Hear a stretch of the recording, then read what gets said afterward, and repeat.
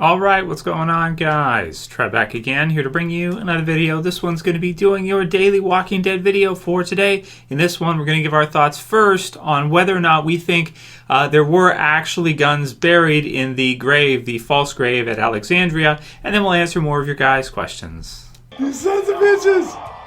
Oh my god. Oh.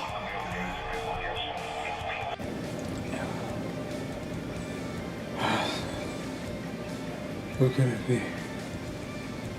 My viewers are gonna wanna know. Could it be Glen? Look at the comments. No, they're not. What if it's Rick? Could it be Rick? No, they won't kill Rick. Damn it. It'll be such a long wait to October. So this question came from Rachel Kosmowski, and she says, "Hey Trev Q A, a lot of people are talking about the grave in the preview pics. Who's it going to be? I think this is Maggie's fake grave at Alexandria, and that it did have a bunch of weapons in it after all. What do you think?" So I did a video on this back in, it was probably November now. It was the possibility after the episode Service, which is episode 4 of the first half of season 7, on whether or not Rick and Gabriel could have actually buried some guns in the grave just in case. And then when Negan showed up to visit, that kind of deal, in terms of the inventory, it had all the guns listed there, but not some certain special ones that they had brought back, maybe that they had actually hidden that were unaccounted for. So it's definitely an interesting theory. It's something that came up right after that episode because of kind of the way that Gabriel and Rick kind of look at each other, like one of those type of things. They're hiding something. Of course, the thing that they would be hiding is the fact that Maggie's not actually in that grave, and that Maggie's still alive. And then Rick actually lies to Negan and tells him that she didn't make it, and Negan proceeds to, respond as a psychopath would, and talk about widows, and that, you'd be surprised sometimes. That's pretty dark, man. Some of Negan's stuff is even too dark for me.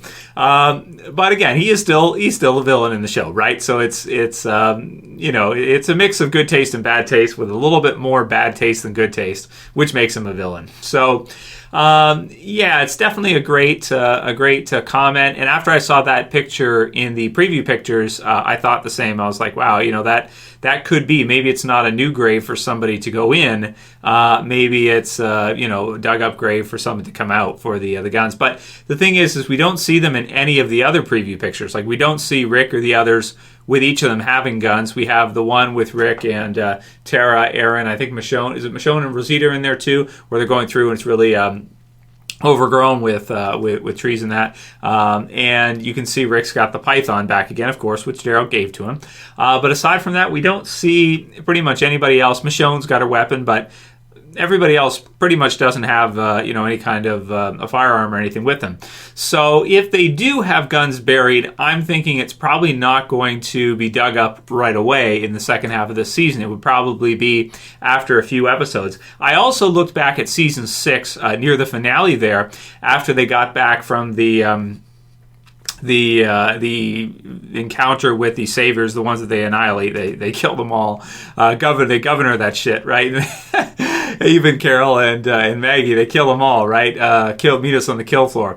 So when they get back from that, before the season 6 finale events, there is a part where you have some of the Alexandrians that are wheeling out on kind of tray carts a whole bunch of the guns. Where were they going? They were leaving the infirmary. They were leaving it. They were being brought out. Were they brought back? These are good questions. We don't know for sure, but I could still see it as a possibility that Rick and the others had some other guns somewhere that weren't on the inventory, because they had a shitload of guns, as Negan even said. You guys got a lot of guns.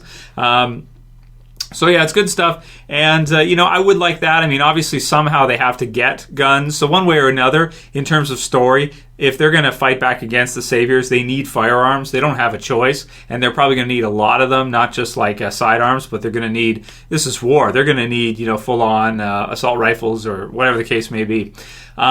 So yeah, it's a good question from Rachel. And in terms of what do I think right now, I mean, I probably lean towards, it's a great fan theory, but I don't think it's 100%. I think we would have seen something out of it so far. This preview picture might be the first one, but it could just be like the preview picture could just be a grave for like Spencer or Olivia, something like that.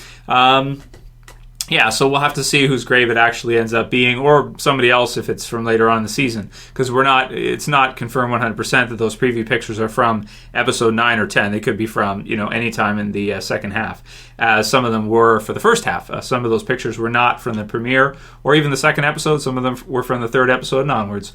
Chris Shelton says, Trev Q A, I just realized there was 3 graves at Alexandria, but we know that Glen and Abraham were buried at the Hilltop. Does this confirm that they buried supplies? So he also says something similar. It doesn't confirm it. It's kind of like, okay, did they dig a fake grave, and did they put anything in the grave?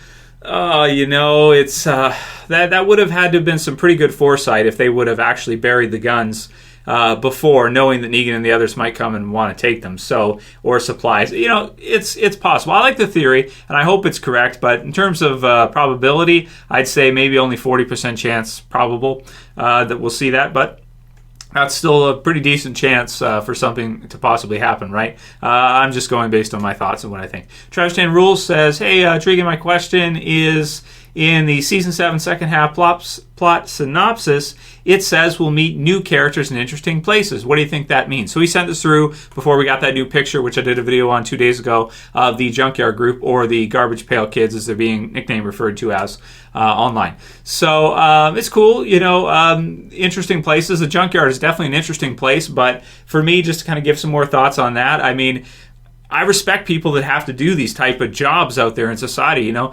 These are tough jobs. These are jobs that you want to just pay someone else to do them if you have any money, because you don't want to do it yourself. When it comes to your trash, I appreciate the people who do that, and I also recognize that a lot of those people who do those type of jobs are tough as nails. People that work in construction and do build skyscrapers and shit like that. I don't know how they do it. I have no idea.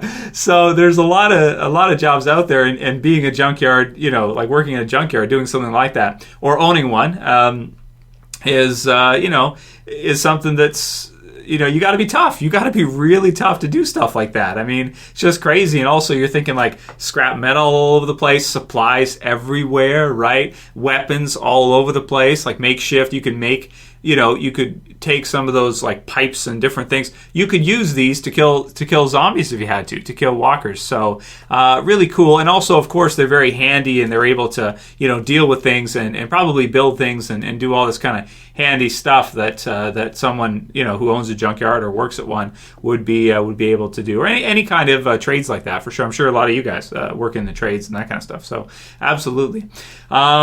Very cool. So next one's from Dynasty Warrior Zed, and he says, hey Trev, why do you think Negan only wears one glove? And then people had Michael Jackson jokes. Funny. I don't know. Maybe it's because that's kind of like the hand that the blood splatter, maybe. I don't know. You think he'd probably be wearing both, but if he had it right here and he came down, the one that would be lower would probably get more splatter on it, so maybe that has something to do with it. Maybe it's, I don't know, when he comes across on zombies or something, he wants to have that protected. You'd think that you'd wear both gloves. I mean, it's something that we don't see that much in the zombie apocalypse in The Walking Dead, but everybody should be wearing some kind of gloves. I mean, it makes no sense that you'd be out there and you would have skin unprotected or not covered by something. If you're going to be out in the zombie apocalypse, you should have full on some kind of gear. Either like leather jackets are good, probably, because you can't really bite through them. Anything like that to cover up, because you wouldn't want exposed skin if you're going to be going out there with zombies and everything. And not only just the bites, but they're really dirty and everything too. So if they scratch you and shit, you can get pretty bad infections, and water's not always that easy to come by. So you'd think that they would, but I guess for him it's probably just a style choice, to be honest with you. Probably just looks kind of cool. Daniel says, well, I already knew about the Junkyard Group from accidental spoilers. This picture sort of rubbed me the wrong way. It feels like they're giving too much away. So, it's not that long now. We've got a few weeks now until the premiere comes up. Little things like that. I don't think that the picture was too much. I mean, it's not like we even got to see the face of the one girl that Rick is looking at, who seems to be maybe the leader or maybe close to the top in terms of an important character from there. Also, this is a totally new group, so even though we kind of know the location and where they live and this kind of stuff, it doesn't mean that we know that much about them. We don't really know that much about them. And some people also said, well, since it got spoiled already, maybe AMC decided, let's just release it to give them something. I personally like to see, stuff and them release whatever. Of course, there's always a concern when you see trailers for movies or you see stuff like this that they show you too much and you see too much of it, and then it takes away from the experience when you first see it. With The Walking Dead, I mean, you have a whole half season coming up. It's one facet of the entire season, so I don't think it's that huge of a deal personally. I mean, I like to see new stuff, so it's not a bad thing. Because we don't have anything else right now. They haven't really released hardly anything very recently, so yeah. Brian Atcham says, Rick doesn't have his gun. I guess they took it from him from that picture. So that's possible that they were able to, the junkyard people were able to outmaneuver Rick and the group and maybe outnumber him and take him in. But most of them look like they're women again, right? So it looks like another group, for the most part, of women from what we can see. And then Virgo Chick 84 says, red shirt community. And yeah, that's probably true. They probably are a red shirt community, meaning, like, are they going to be a community that we have any important members surviving from? Kind of like the characters that join the prison from Woodbury. It's like a red shirt group because pretty much nobody survives from that group, right?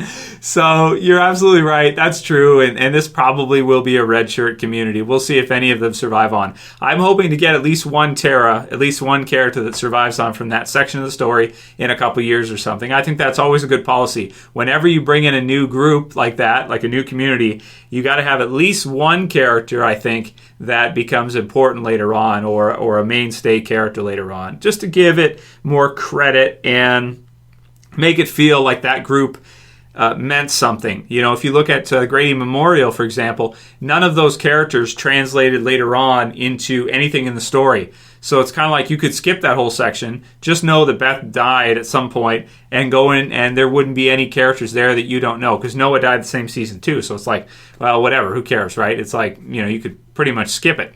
So I like to see one or two characters survive, at least for a while, from each group that we encounter along the way. And the last one will be from B. Francis Thornhill, who says, Q&A, Trev, have you ever had dreams about The Walking Dead? So for B. Francis, I know a lot of you guys have. I've seen comments about it over the years.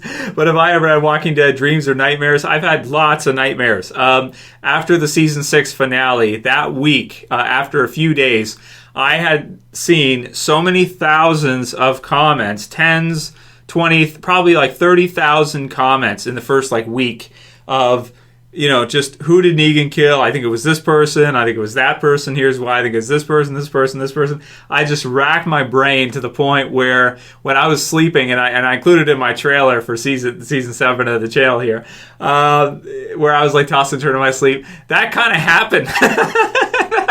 That actually happened to me. I started seeing user comments in my sleep, and I woke up and I was like, oh shit, man, this sucks. Damn you, AMC. Damn you, Kirkman. You see what you do to me? Because everybody's coming to me and they want answers, and I'm like, I don't know, man. Here's what I think. So, oh yeah, that's one time, but we do this every day, all the time, and I'm always thinking of topics and stuff like that. So, probably hundreds of dreams of Walking Dead and stuff like that, just because of what we do in the channel and everything and how much I love the show. I'm sure you guys have had lots too, but after the season 6 finale, yeah, I had a few nightmares about just so many flashing comments in my sleep. It was just crazy. Anyway, if you guys like this video today, please don't forget to thumb it up below. You can share, you can favorite, and if you're new and you want to subscribe, bottom left to subscribe, click the bell to turn on notifications. That's it for this video, guys. We'll see you soon. It's Trev saying peace. Later, guys. See ya.